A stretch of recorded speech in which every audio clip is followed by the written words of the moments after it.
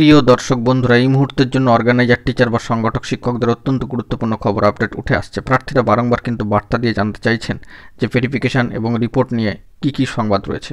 অবশ্যই আর্জেন্ট ভিত্তিতে এই ভিডিওটা তাই আপনাদের জন্য ক্রিয়েট করতেই হচ্ছে। ভিডিওটিকে শেষ পর্যন্ত ওয়াচ করবেন, কোনোভাবে কিন্তু স্কিপ করবেন না, শেষ পর্যন্ত দেখবেন, চ্যানেলটিকে সাবস্ক্রাইব করে সঙ্গে থাকবেন। চলুন কথাবার্তা না বাড়িয়ে আমরা মূল টপিকে ফোকাস করি।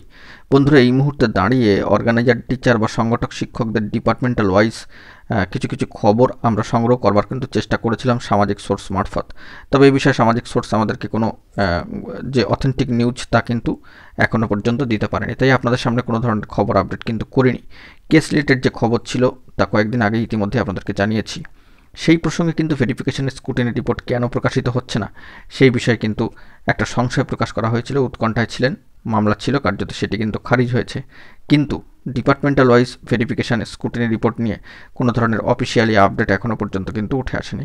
আমরা তৎসত্ত্বেও খোঁজখবর করবার জন্য চেষ্টা করছি যে অফিসিয়ালি বা ডিপার্টমেন্টাল ওয়াইজ কোনো খবর উঠে আসে কিনা সেই দিকে কিন্তু আমরা ফোকাস রাখছি। জরুরি তথ্য পেলে তৎক্ষণাৎ আপনাদের মাঝখানে শেয়ার করব। তবে খবর শুধুমাত্র পেলেই হবে না, সেগুলোকে অথেন্টিকেশনের প্রয়োজন হয়। অর্থাৎ অর্গানাইজার, টিচার বা সংগঠক শিক্ষকদের নানান খবরাখবর কিন্তু চলে আসে, তবে সেইগুলো সবটাই যে অথেন্টিক তা কিন্তু নয়। তো সেই দিক থেকে দেখতে হবে অফিসিয়ালি নোটিফিকেশান দিয়ে কিংবা অফিসিয়ালি কোনো বার্তা আছে কিনা, বা একেবারে প্রথম সারির দৈনিক সংবাদপত্রে কোনো খবরাখবর আসছে কিনা।